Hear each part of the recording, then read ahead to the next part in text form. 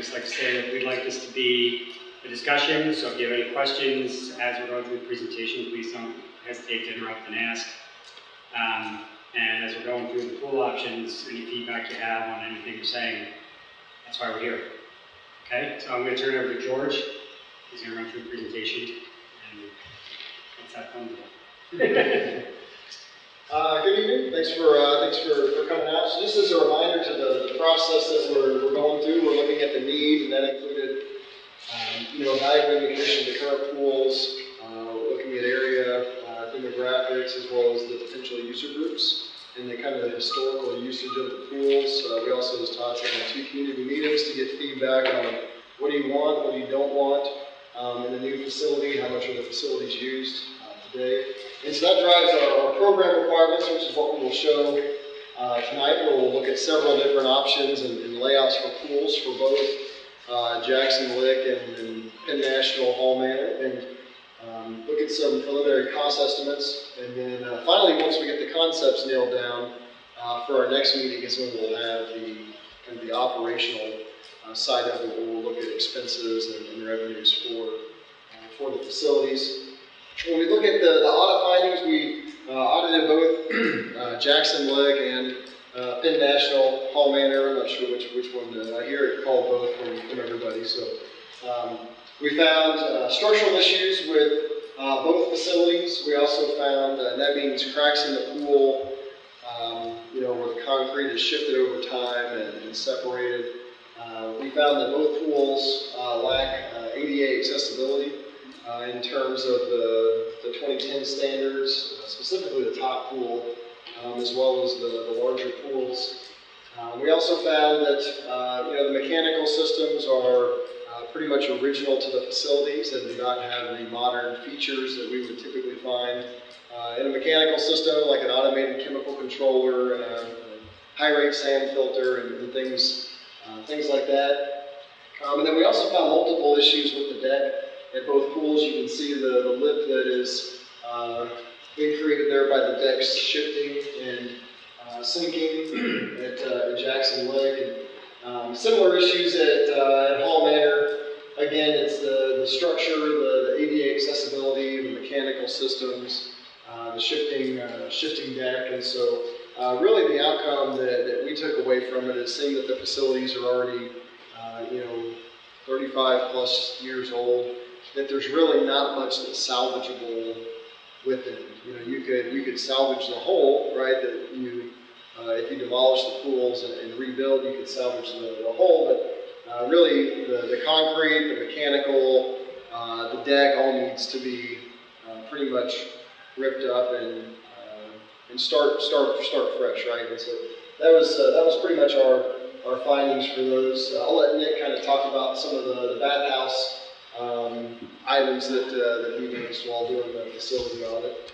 Sure, along with the actual pool study, we're also looking at the bathhouses at each facility. I went through a wish list with the committee of what features or what things would need to be done or would like to be done at each one.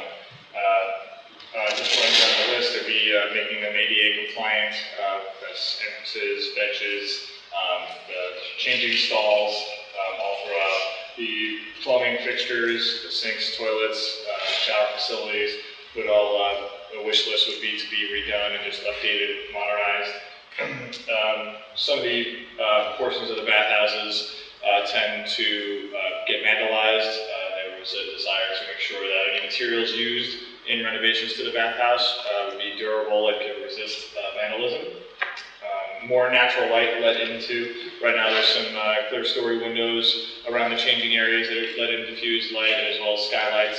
It was just an overall observation that more natural light is always enjoyable as patrons. Like I mentioned, replacing the benches, and just right now there's not a very inviting entrance into the bathhouses that welcomes the patrons inside of it, so it's just creating more of an obvious entrance and more welcoming to the bathhouses. I'll add a little to this list. One comment we usually hear about bathhouses this vintage is that the ventilation isn't real good. So we look to increase air circulation, not air conditioning or anything, but just getting the air moving a little better. And we're going to look at the concession stand a little closer, or if they don't have them, what can be done to add them to provide that amenity to the pools. We were up here doing our public meetings a few weeks ago. We had several items of feedback. Again, we found that both the pools had really exceeded their useful life, and so it was time to start over. Time to start over. We would assign the lifespan of an outdoor aquatic facility to be 25 plus years, and so we really see this as the time to create that vision for the next 25 to 35 years for the Harrisburg community. We talked about the number of pools, the locations of those pools. It seemed that the overall consensus was that both pools should stay in their existing locations. Just talking about the way that people go to their community pool, and so it seemed best that the city keep 2 pools, and the existing locations make a lot of sense, just from a historical perspective. We talked about, putting together the concepts, we'd like to have similar types of features at each pool, but maybe differentiate them just slightly, and so not necessarily having the exact same pool on both sides, but maybe having something that's a little bit different, to show some character and individuality. We also talked about the need for a competition pool, or at least having the 6-lane 25-yard lap pool, so that both facilities can have plenty of room for swim lessons and even possibly a swim team, but also make sure that there's room for the fitness classes that are very popular that the city offers right now, and as well as the Learn to Swim program that they have before the pool's open. And then we did have a community member said that they wanted something that makes people say, wow, look at that, right? So that's what we tried to do when coming up with the different conceptual programs. And so as we look at the options, what we'll do is we'll show 2 options for each facility. And what we'd like to hear, as Todd said, is to have just a dialogue on what you like, what you don't like, what else we should explore. We're trying to make sure that we meet the needs of the community and what they would like in their aquatic facility. And even at the last public meeting at the Boys and Girls Club, we had several children there. We showed them some different pictures, and yes, we like that, no, we don't like that, and so we tried to incorporate those as well. So when we look at some of the different features that we'll be showing, just to give you a real-life visual, we have different types of zero beach entries, that might have a children's slide or a little children's play structure. They might have sprays, as you can see in the background right here and here. Something that starts at a zero beach and goes on down to say 3.5 to 4 feet deep. We also looked at some other options. If my clicker will work here. Children's spray areas and play structures are always popular. To capture that. Anywhere from 1 year up to 8 to 9 to 10 years old, we find like these different types of areas at the aquatic facilities. Water slides are obviously very popular. These come in all shapes and sizes and colors. And some cities like to go big and bright, and other cities like to go earth tones and muted, where they just kind of blend in with the character of the site. So we can definitely see something like that at Hall Manor, since it is in that park setting, right? And we don't want something too big and bright, but different types and colors of water slides. We looked at crossing activities. This is a floatable that's suspended off it's anchored to the bottom of the floor, and then there's a cargo net suspended above, and the kids walk across, and it gives them agility, and it's a challenge. Every time you go across, it's a different experience, because the floatables are always in a different spot and moving around. And then we also looked at 6-lane 25-yard competition pool with the diving boards and the deep end. And as you can see, it also adds a lot of capacity for just an active or passive play area. And then spray pads, having the existing top pools, we want to make sure that we maintain that type of area at each facility. And so here's an example of a top pool combined with a spray pad that we've done in the facility. And so we've incorporated that type of feature into the conceptual designs as well. And so When we look at Jackson Lake, we have the renderings laid out on the side, and so this kind of gives you an aerial view of what the new facility can look like. We're showing that 6-lane, 25-yard competition pool. Still have the deep end. We heard that deep water was still very important to the community, and so we have a couple of diving boards as well as a climbing wall over here. We're showing, a water slide and a crossing activity, as well as the top pool, about 6 inches of water, and then it goes into just a flat deck level spray deck. And so definitely would meet the needs for recreation swim. Very similar pool here. This pool is actually very similar to what is at the existing pools. It just has a couple of modern amenities. Has the climbing wall, the slide, and the crossing activity. And then it has the ADA compliant top pool with the spray deck, which we find very popular with the little kids. Right now, we're saying this is about a $4 million facility by the time you would reconstruct the old one. And then as we keep refining the costs and the concepts, those costs will be refined as well. When we looked at what Todd and his crew put together from a kind of a 3D aerial perspective, you can see how it would lay out on the site. And so maintaining the existing bathhouse, and having the entrance right here, we have some perimeter shade around the facility. You can see that top pool with the spray deck and the deep end and the climbing wall right there. This would be the new mechanical building. So really, it fits on the site really well. It's a little bit less, square footage of water than what is there, right now. But we feel that this square footage of water could be a little bit more functional. But we would see this as really just a replacement with a few enhancements, right? So it's very close to the original pool. Yeah, and I think strategically we tried to situate the majority of the new pool within the footprint of the existing pool. So we're kind of recycling the hole that's there in the ground. And we're trying to pack, I'd say, a good amount of amenities into this pool to provide a good variety of activities for the users. And so our thinking was, so let's just show kind of a base model. If we were to just replace the pool pretty much as it is, what would it look like? And so that would be this. And then so we looked at another option where we actually expanded the competition pool to 8 lap lanes instead of 6. We were still showing diving boards and climbing wall.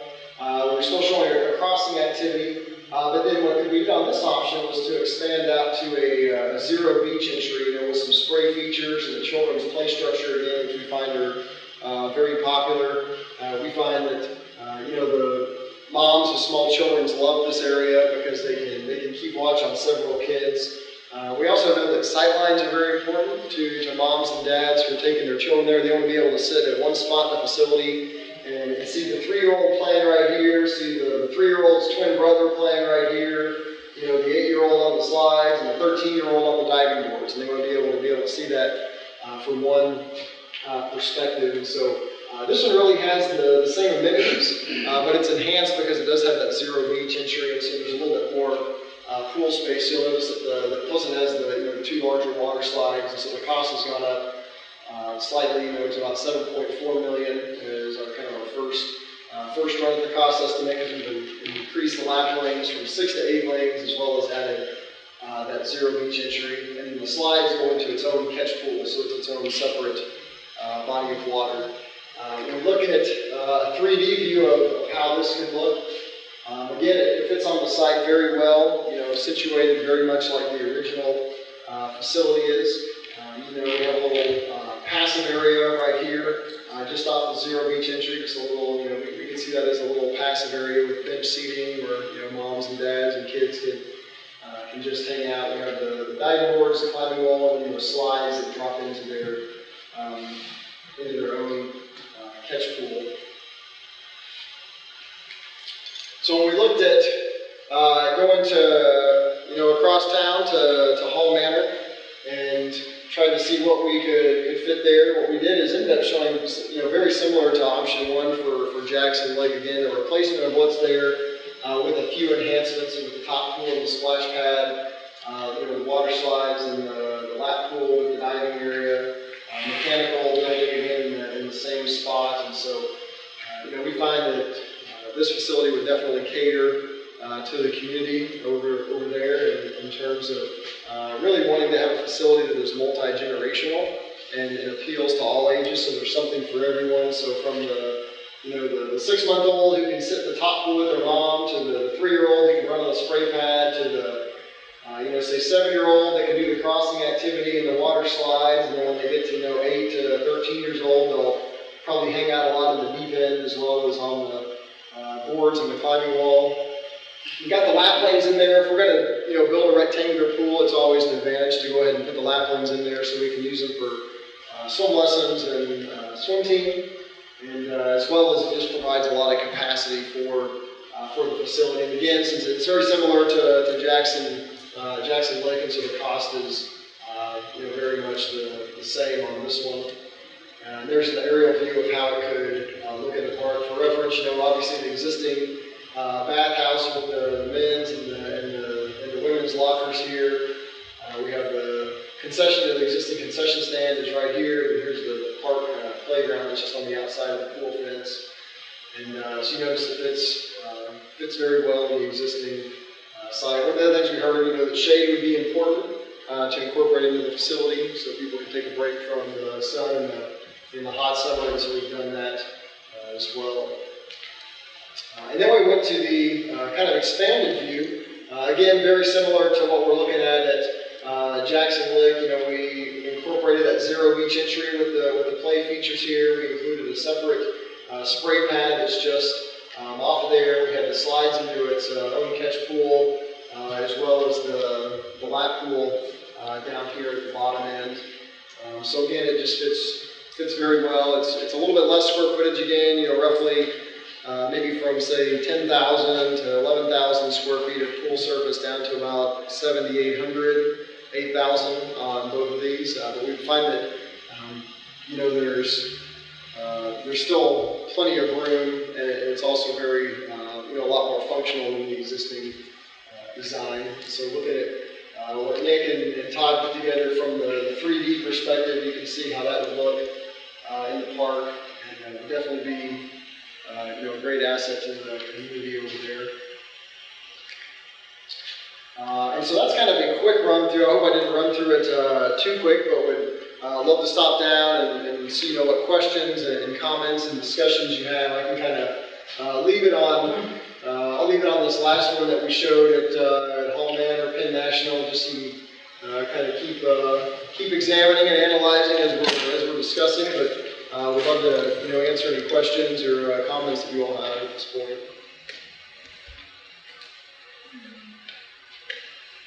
Those,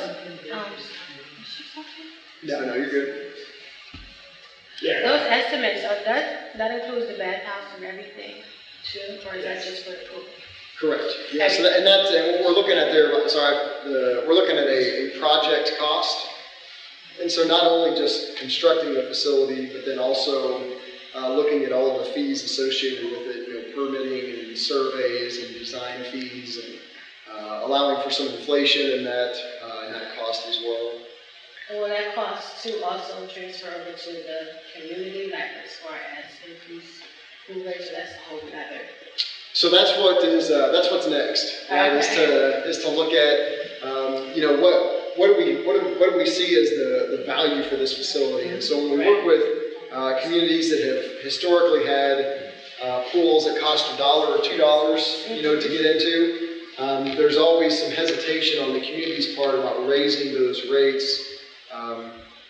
But we find that typically when we take out an old pool and we put in a new pool, that they typically will raise the rates, a few dollars per entry. And we also find that attendance can double or triple. Right. And so it's really about the value with these pools. Sure. While it probably won't be $1 or $2, maybe it's $3 or $4 to get in. We find that there's $3 to $4 worth of value in that same, so you're going to stay longer at this facility because there's so much more to do. And then obviously we'll incorporate scholarship programs and things like that for those that can't afford it. Great, thank you. I'll leave you with my comments. We would love your comments. I spent the last weekend at the pool, and my little boy from Baton Rouge, Louisiana. I was just in New Orleans yesterday. He was a polite boy that spent the summer with me. I said, what would you like to see at this pool? Now, he can pick that apart. I said, big breaker. He's getting up here, Mm. he says, definitely a slide.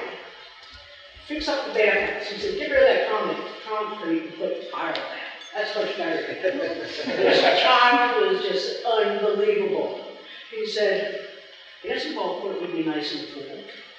Volleyball court too. He says, man, we'd all play volleyball. Mm-hmm. And the high school has a girls volleyball team that is really quite successful.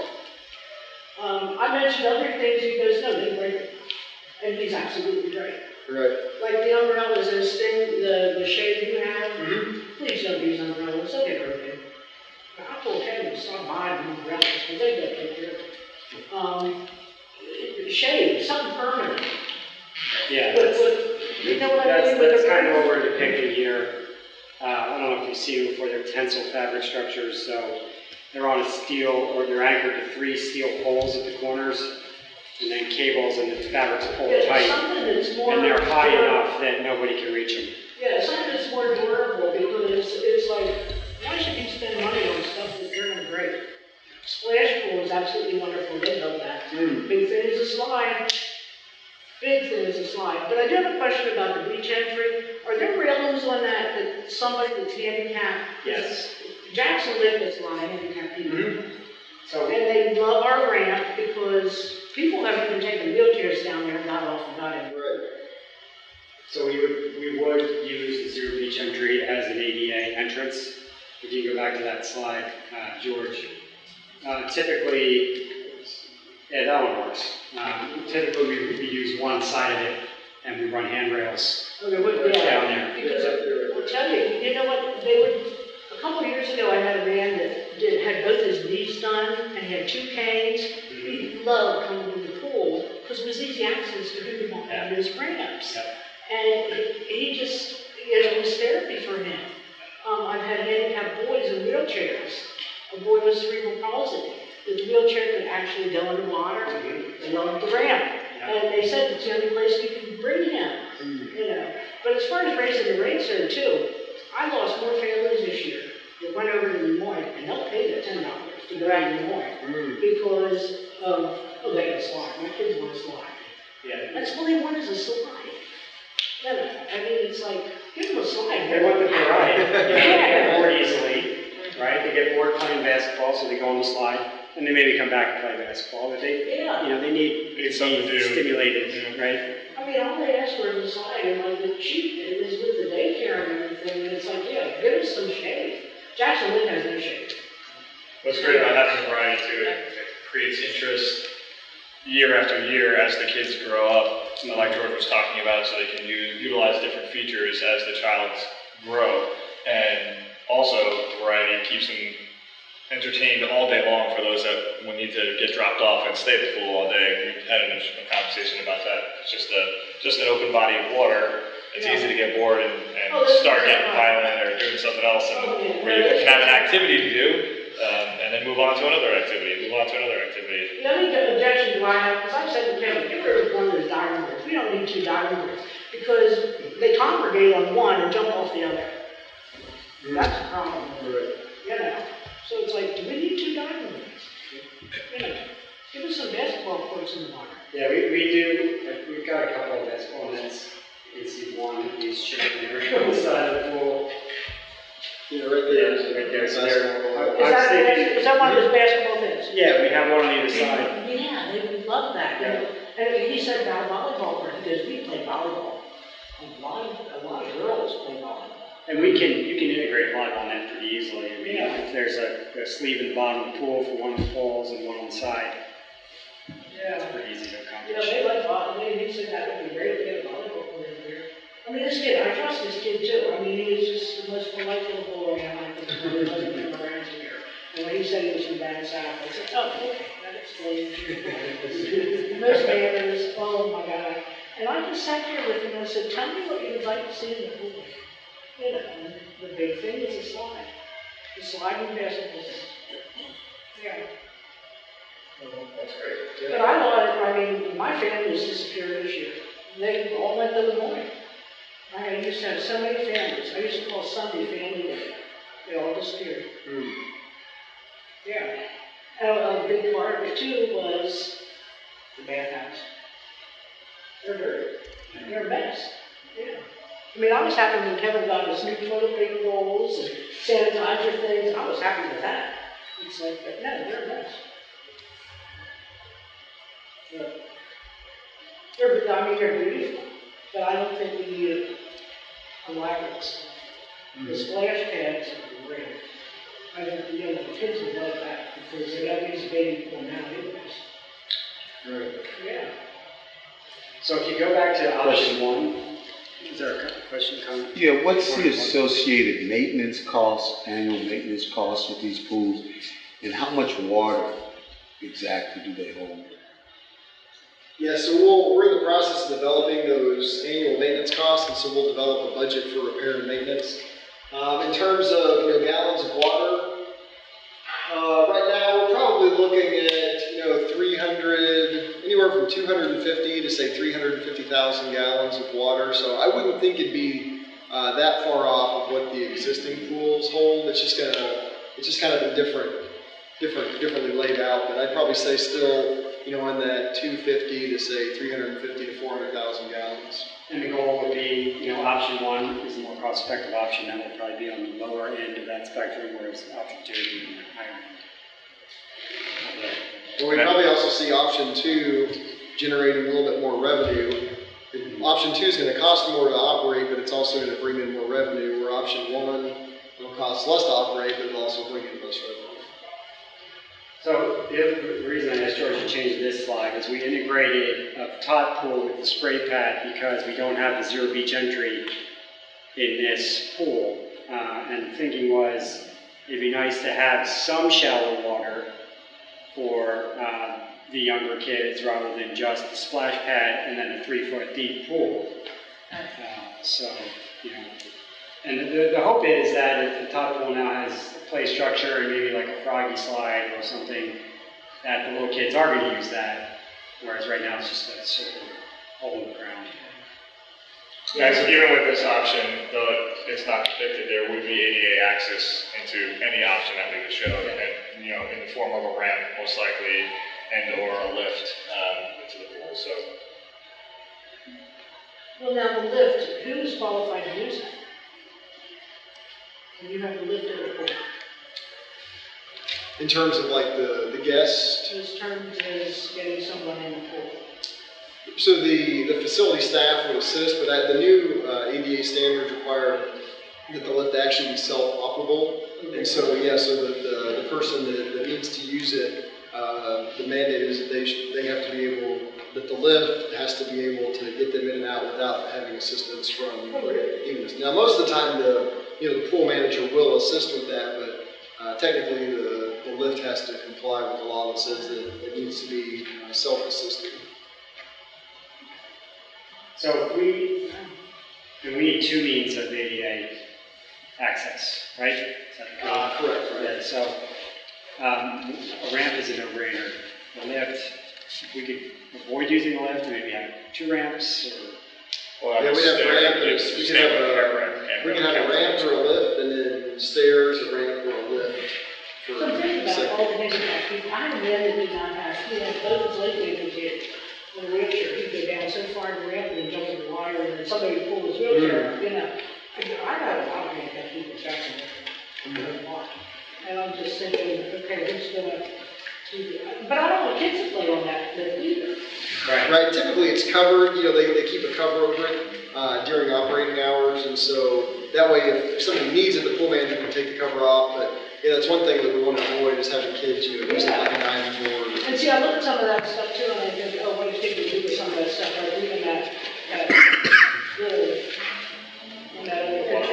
that bridge that you have. The crossing Somebody activity. will get hungry. I think it's like, oh.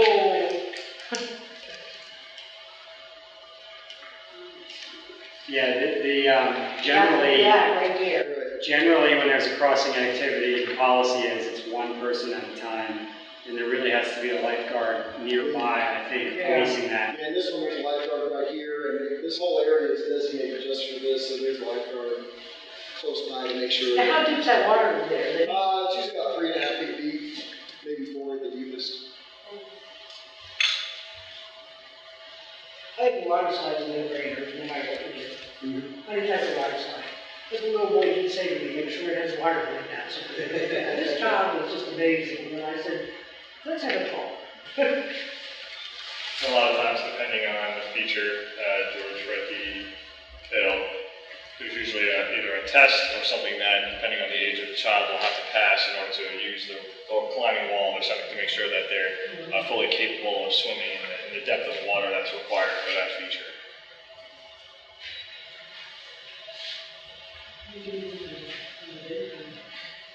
Yes.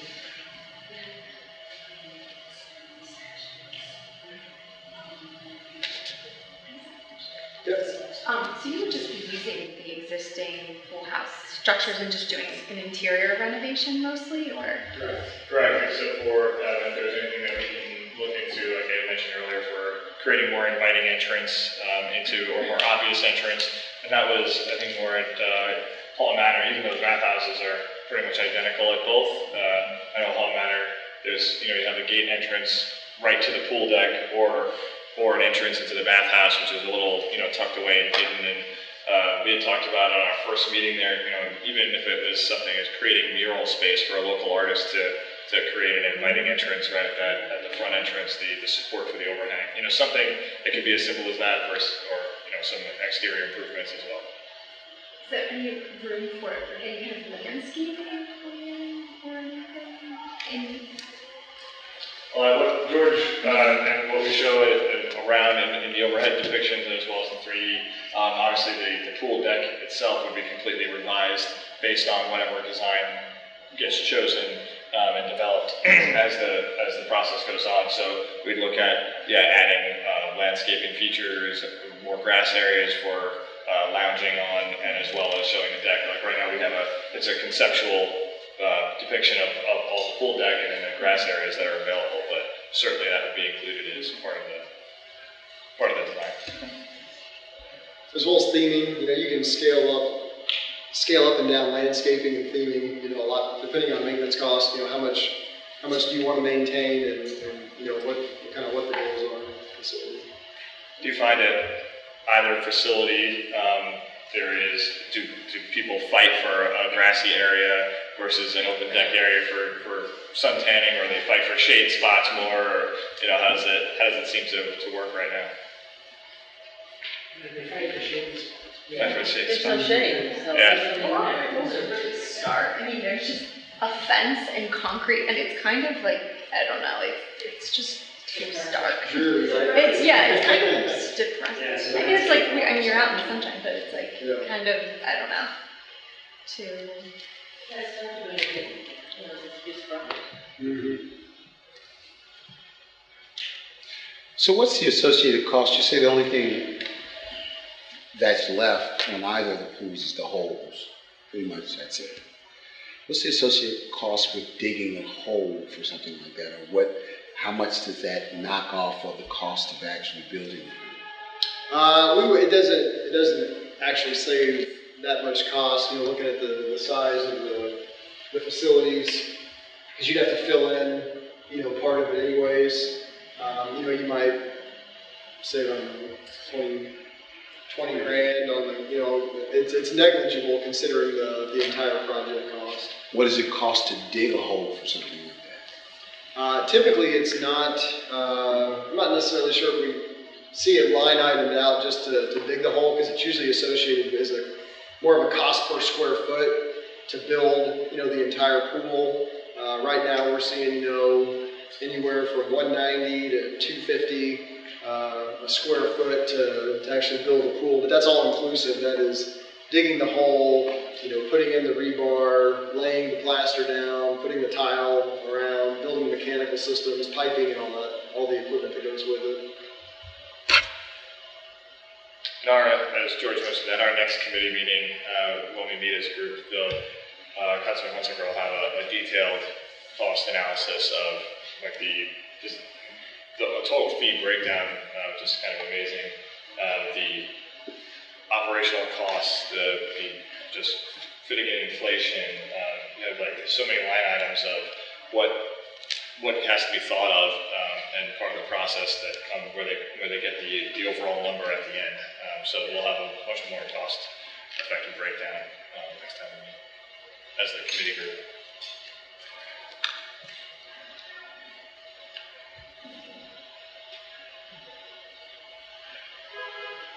Any other features that we didn't show that you might like to see? I know we've heard about a couple of the pools, in the area. The one you mentioned earlier, the state park, came up the last set of meetings. Any other? Yeah. Big couple, yeah. Little buffalo. Little Yeah, buffalo. that little boy brought up the buffalo. Right. They have this stuff like it's rubber when you walk into the pool. Okay, right. I said, okay, I'll tell them. They must have that gradual beach entrance up there or Correct, something, right. do they? Because he says you don't slip on it. Yeah, he was really specific with me, but he was honest, And the bathrooms, the bathrooms is a big thing. People don't like coming to those bathrooms. Now, I know we have a problem with Jackson Lake because our toilets have the buttons. Mm-hmm. To flush. Little kids can push the buttons. Right. We would replace all that. Yeah, As they part of can't the push the renovation buttons, to yeah. the bathhouses. Yeah. Yeah, we find that people will not come to your facility because of the bathrooms, but they won't come back because of the bathrooms. Here, that's spot on. Right. Spot on. Yeah. Yeah.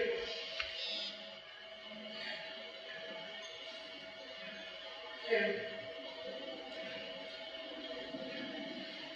Any other, comments, questions, feedback about what you like, what you don't like, other areas to explore?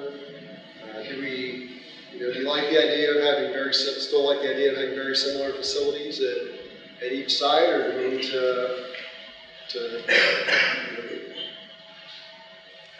change them up a little bit more, or do you think that having very similar facilities on each side would be helpful? What about, like picnic tables? Because, I run a daycare center, and we have to eat lunch and everything before we come down to the pool, because there's nowhere for them to eat, and then it's no outside food because of the concession stand. But that's not convenient for us because we've been paid for a pool pass. So if it takes our kids 2 hours to wind down for us to get ready for lunch, they're losing their pool time because we can't have lunch at the pool, vice versa. Going when the pool opens at noon, we can pour them out on a pool check or a half an hour before the pool check. So by the time the pool check is over, their food and digestion allow them to go back in the water, but it's not convenient for my little people because there's no picnic tables. And who wants to be sitting and eating with a towel? Not with the ants and the gnats and everything else that come along with it. Yeah, we definitely see, something like you would see here, with the perimeter shade, like Todd mentioned, you see some lounge chairs, and you see some picnic tables, that have a little umbrella. So we would definitely see within the deck area having multiple spots, for lounge chairs as well as picnic tables and shade structures. Go back to the area. Yeah. So probably, probably if the concession stand is somewhere in this area, we allocate, say, this part of the pool deck, picnic tables, and the Chambersburg pool we're building right now, we integrated some of the shade structures like this, right in this area, right outside the concession stand, and that was all. I mean, that's just set aside for food, that whole area. Now, I think there's an operational challenge to what you're dealing with in terms of the outside food, and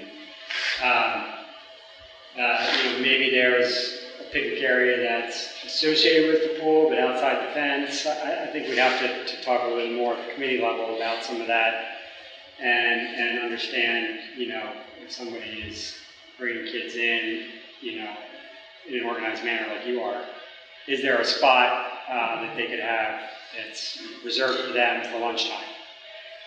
One of the other things we did at Chambersburg is we created some picnic pads kind of removed from the pool area, but still within the pool fence that groups could rent for birthday parties. That would probably be a perfect spot for like you to use to bring in the daycare kids. It's kind of tucked off to the side, feels kind of private. You know what I mean? And the way they worked it was, they had the same thing, there was no outside food allowed in the pool unless, because they had their concession area, so they wanted to earn that revenue from there. But if you rented one of those picnic pads and reserved it, then you could bring your own outside food. Yeah, which I mean, that could probably be in before pool, you know, or pool pads, you know. But I mean, it's kind of rough for little people to be eating on the ground. Yeah, so, and those picnic pads at Chambersburg, I think we did, it's just a concrete pad, and there's a picnic table with an umbrella in the middle of it. Now, I think there's a little bit of an aversion to umbrellas at this, and there's a grill. Right, yeah. I'm not really worried about the shade part of the picnic tables. I'm Okay. just worried about Just, you want the to tables. Yeah. I mean, Well, we've gone so far as to build wooden, you see in the parks, like a wooden structure over the picnic pad also, that works pretty well, so. Maybe it's a balance, maybe a two without and one with the shade cover, you know. And we've done facilities where we anchor the picnic tables to the ground because overnight the picnic tables end up in the deep end, right? Yeah. And one of the things that we've specified in our cost estimate is to have perimeter security lighting, both around the entrance and on the pools, and so typically that will help to deter any of the vandalism that happens after hours. so if we was to get a park or a pool like that, would y'all be responsible for the fencing too? Because the fencing that we have now, I mean, the kids want to jump over the fence, hop the fence, they can do that. But with more activities, don't think they're not gonna try to get in that pool. Right. Ours is closed. This project would include new fence around the pool. Okay, I Yeah. mean, just a better fence. I Sure. mean, because we do have a hard fence, but there's nothing to cover. Yeah, Once they scramble up it and decide, over they go, sure. There's newer technologies with chain link, there's denser meshes that are harder to climb, so we look into some of that.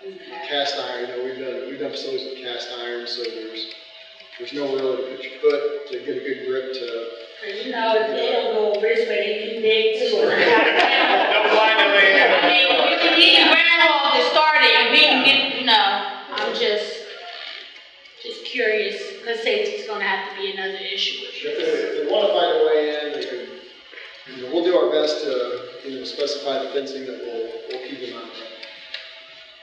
That's not cool. Right.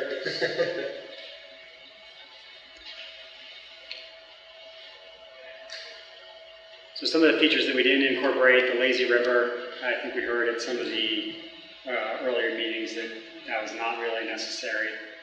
Does everybody know what that is? It's like a current channel. We don't have like a throw slide, like a drop slide that drops you off a couple feet above the water. There's no bowl slide. These are the things that are kind of like over and above, in our opinion. What else, George? We don't have the wave pool, Right, yeah. the flow rider, those kind of things. I think what we have is a good mix. We typically like to see 3 areas in any aquatic facility. It's a capacity holder, a children's area, and thrill amenities. And so each of the options have, some type of capacity holder, a large body of water where people can just congregate and play. They have thrill amenities with the climbing wall, the diving boards, as well as the water slides. And then they all have some sort of children's area, whether it's the kind of the separate spray pad or it's the zero beach entry with the separate spray pad, again with the thrill amenities, the capacity holder, and then the thrill amenities for the water slides. So we're trying to incorporate all 3 of those different areas. So again, to make sure that the facility is multi-generational and kids have something to look forward to from summer to summer. Oh, next summer I'm going to be 48 inches tall. I can finally ride the water slide. But until they're 40 inches tall and they can't ride this water slide, we got a couple of slides over here that they can ride. And so again, just making sure that there's something for everyone that comes to the facility. Lap lanes for the 65, 70, 80-year-old that still lap swims. There's lap lanes for them for morning lap swim, deep water and shallow water for deep water and shallow water aerobics classes, and then all depths of water for swim lessons.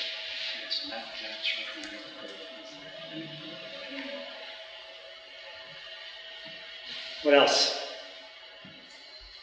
Any other questions, comments? What's up there in the baby pool? What is in there? So this option does not have a baby pool. Well, per se. that's a splash pad, right? Yes. What's in there? So it would look something similar to this. This one we actually did. We did this one in State College. And so we're showing about 6 inches of water. And they can have some spray features as well as a little swirling frog. You see the water come out of his mouth. But then it kind of goes to just a wet deck. And there are just all types of features that can be incorporated in the wet deck. One of the features that we're showing on there is this little kind of like a water vortex type. It's like what you see in like a children's museum, and the water flows, and there's different pieces that the kids can move up and down to redirect the water from one thing to the other, and they can have the water fill it up and overflow, or they can remove a little barrier and redirect it. No, they've gotten better about realizing that the little pieces they make sure they're attached now. But yeah, so we would see just some ground sprays, or if it's a feature like that, or having the top pool connected. I mean, there's really endless possibilities to look at all the different options for the slides. And themed as well, like these spray pads and the whole facility. And if there was a desire, for example, to do a nature theme, every one of those towers that spray water, or little things that on the splash pad, and also the coloring throughout the park could be, they look like leaves and flowers and little animals and things where the whole park becomes a consistent theme. That's all available as part of this. It's not just a painted pipe anymore. It could be anything you can think of. They probably have a themed version of. On this one we have, this is a little water slide that there's a padded mat right at the bottom. So this is for 2 to 4-year-olds. Whereas this slide right here is more for, say, 3 to 6-year-olds, and this slide is for 7 and up. And so again, every age of child that comes to this facility has an option to go down a slide. They can look forward to, aging up and getting taller and going down the other one. So we would definitely see, maybe some sprays like this, as well as maybe a little kiddie slide in that area as well. Okay, another question for you. Now the lifeguard chairs, will you add more lifeguard chairs to this new pool? Okay. Yeah, so what we'll do, once we kind of have a consensus on the conceptual design, is we would say, okay, well, you probably need 1 lifeguard here. You need a lifeguard at the top of the slide, and then down here at the bottom to monitor the slide and the crossing activity. We probably need a couple on the lap pool, maybe a couple on the deep ends. We're probably looking at, say, 7 to 10 lifeguards on duty. And so we know historically most cities have trouble finding lifeguards. What we do find is that when you have a facility that gets renovated, and there's more people, more usage, it's a more attractive facility because it's brand new, that typically those staffing concerns. I think the staffing where it comes because there's not enough grants out there that's willing to put people on a contract, like we'll write this grant for you to be a lifeguard and you stay with us for 2 years. If you leave us, we'll send you to the credit bureau. Because there's different grants for different things, but to take a Red Cross test to be a lifeguard, it's expensive. And that, I think, with poverty and everything, I think that's some of the issue. It's the cost that it causes for them to be lifeguards. I don't know if the city paid or reimbursed or whatever, because I haven't been a lifeguard since 93, 94. So I don't know, how they do, but I know when I checked in for my daughter to be a lifeguard this year, to take a test at the Red Cross, it was like $300 some odd. Right. That's a lot of money to not guarantee my baby a job.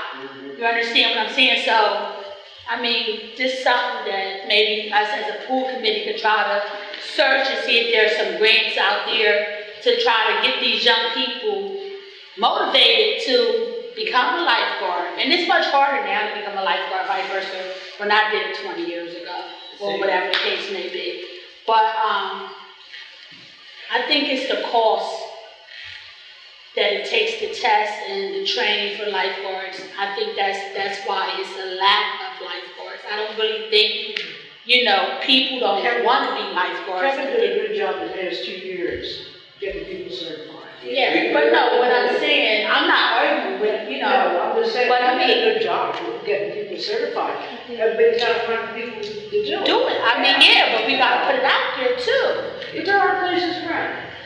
Do you know anything about Harrisburg, Penn State? Do you know anything about that facility? Because they have an aquatics facility apparently in Middletown. Well, there's, I think, so a couple things. I know for the past at least 2 years, I know Jackie or Kevin is in here to correct me.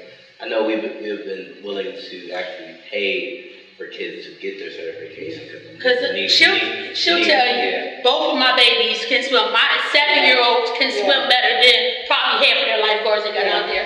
It's not out there enough. Yeah, but I know, the thing about it is, during those times, and I will commend Kevin for especially going into this pool season, the city has advertised to put it out there and tried to get more kids to say, hey, are you willing to be a lifeguard? At the end of the day, there's still a pool of pools around here that are also searching for lifeguards. So it's not just only the city, it's a whole competition factor.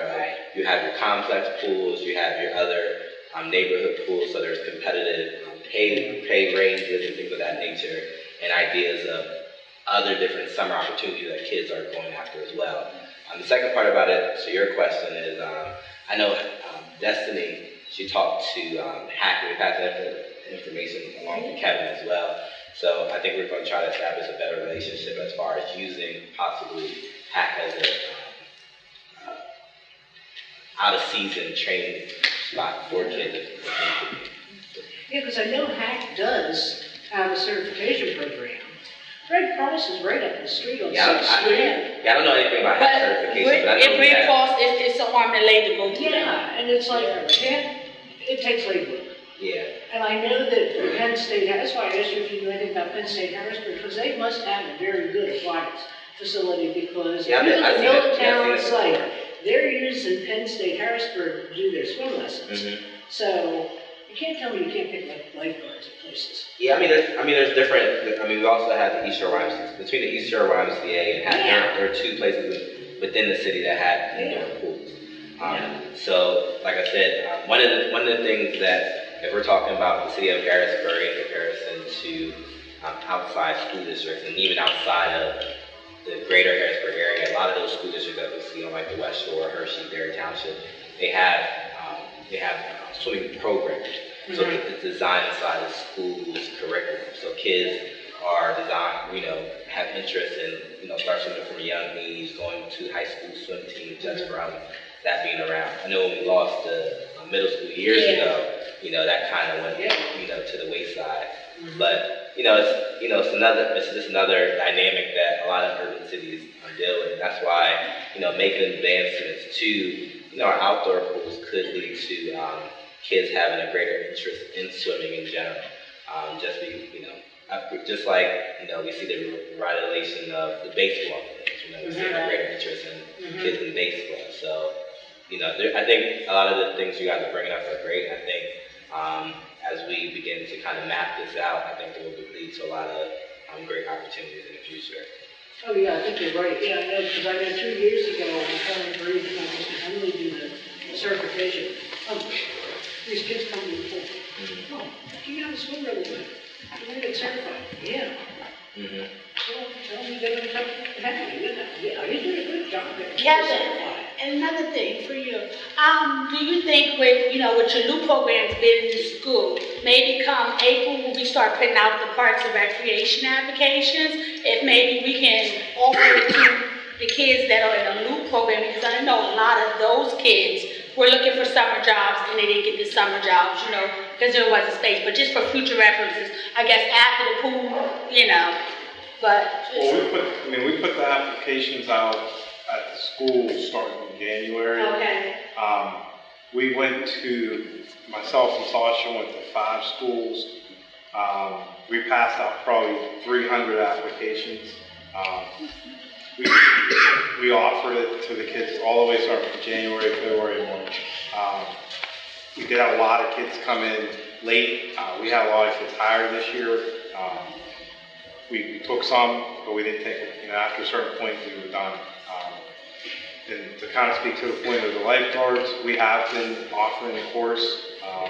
We do it a little later to kind of kick back on the reality of the Red Cross requirements. It's generally over 6 to 8 weeks in a row, but it's only one day, but it's maybe 3 hours, 3 or 4 hours. It's actually easier to do it in February or March, only because it's week to week, where our course has been pushed 6 or 7 days in a row. We have attendance issues, kids don't show up. On top of the attendance issue and it's not showing up are completely 2 separate things.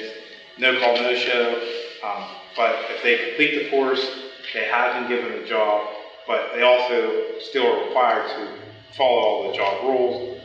This year we actually had a pretty good amount of lifeguards added on.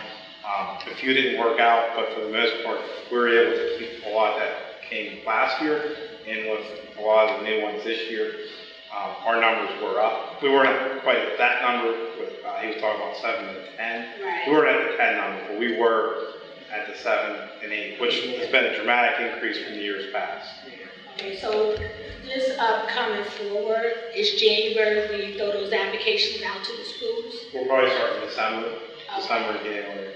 It's just because I mentor a lot of kids, and I know some kids that I mentor, where I was trying to get them summer jobs, and it was either because they were 14, or it's transportation issues, or they didn't turn 14 until after the summer, you know, after your cutoff date, so I was just curious. Now, lifeguards have to be 15? They have to be 15. 15, We found okay. this all out. We have to be 15.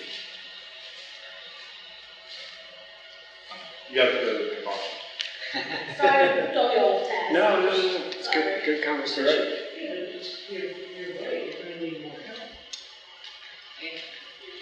It's an important part of it, and that's why we're doing the operational plan as well, because those numbers will help, you know, give the city leadership the best amount of knowledge, you know, the accurate data to make a good decision. You know, maybe the bigger facility isn't right because it's not going to, you know, while it's going to bring in more revenue, it's going to cost more staffing, and so those are the types of, you know, type of information we'll come back with next time.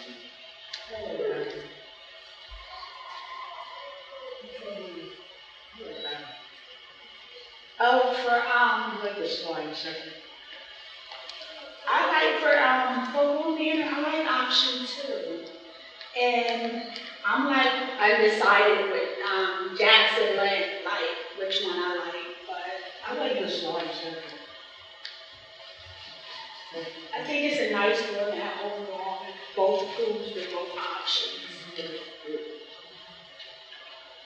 You should also Not want too much. all manner.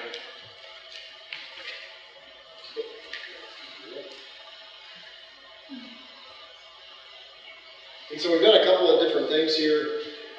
One, we've incorporated the top one with the spray pad, but between the different options, we've showed the slides dropping into the main pool, or we've showed them in their own separate pool. And so that's definitely, you know, that's something to take a look at. We could also show them into a run out where they wouldn't drop into a pool, they would just go onto the, you know, onto the deck into the fiberglass run out.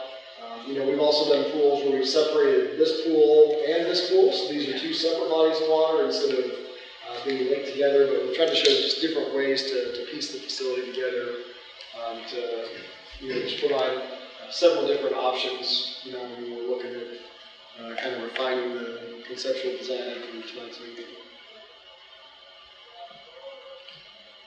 I guess so you took a lot of grass out. Yeah, and some of that, that'll be refined. You know, if you had told us you got too much pool deck, you can swap it for this.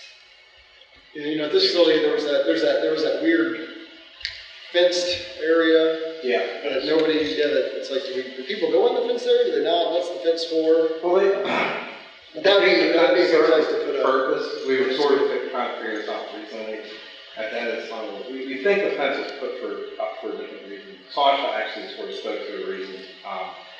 But our general use has been for food, because there is some form of shade there. But I don't think the use of what was put there for is no longer needed, Okay. per se. I mean, it's what it thought, Palm Manor has more trees. Naturally, they had more trees. There was more shade to be found. I kind of like the fact that sort of take away the back part. Because people used to want to go back behind and do incorrect things. So if that option's gone, you know, the house being moved back, or it's just being remodeled, where more eyeballs on the photos. Also, it's built clean. These pools being more modern and updating the older pools, are they more cost efficient to run? Like, have we looked at how much it costs to run, how much do we spend a summer to run the 2 existing pools we have now versus how much these are going to cost? Do we save any money that way from them being? You might save a little bit. The thing with these is since there are more features, you know, with the slides and the spray features, there's more pumps running. But the pumps will run more efficiently than the pumps that are at the current facility. I would say that. It might not be cheaper because there might be a bigger volume, but they will run much more efficiently. Kind of put a little more out and sort of get more out. Right, exactly, right.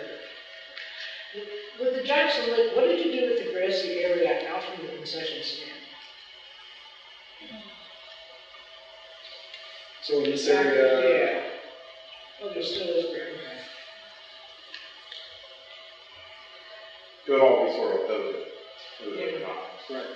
And as Todd mentioned earlier, I mean, one of the things to do, like I said, if there's a need for a picnic area, you know, that grassy area could remain, or you can put a shade structure right there, with tables, you know, kind of things that are very close to the concession area to, keep it convenient, you know, to go back and forth, or just to, you know, walking food across the whole pool deck. And, Yeah, I think, to me, it makes a lot of sense to have a nice shaded area by the concession stand, Right. so you don't have to drag the food across, or catch up on the concrete. You know, and ice cream. Yeah. And you eliminate all those inside fences, right? Yes. Yeah. We're going to make shelter, not there, maybe shelter, and outdoor shelter. Yeah, that's something that is desired. You know, it's actually something that we added at Chambersburg was just a picnic pavilion. It's just, you know, a covered giant, large covered picnic pad with multiple tables underneath it, so you had that option.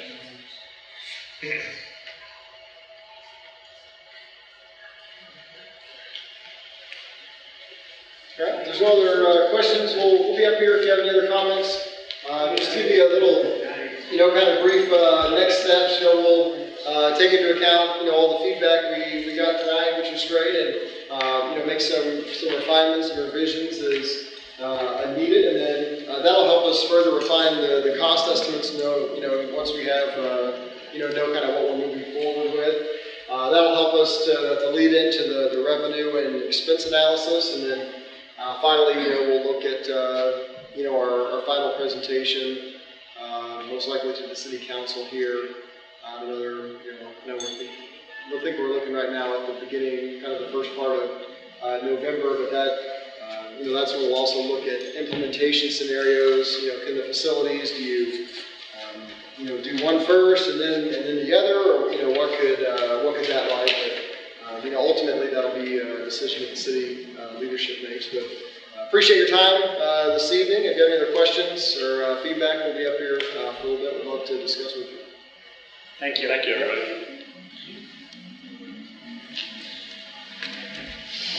There's snacks and stuff over there for